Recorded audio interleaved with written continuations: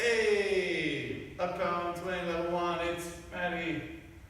Peter. I think we did that wrong. Okay, so we did swing outs today, and it was awesome. First thing is we just gave you guys a couple of new steps. We did the reverse yo-yo.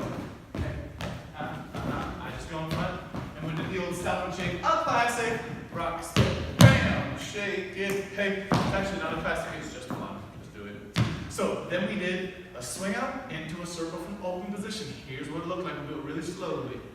Step, step, trip, step, step, step, trip, step, step, step, trip, step, step, step, trip, step. Leaders, remember on every one, you're stepping back. You're doing your rock step and move with your partner. Followers, you don't always get to do that rock step.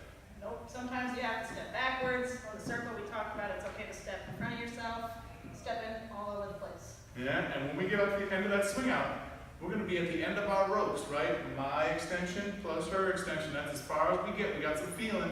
And then when I take a step back, she's probably stepping forward, coming with me. So, step, step, triple step, step, step. We're connected.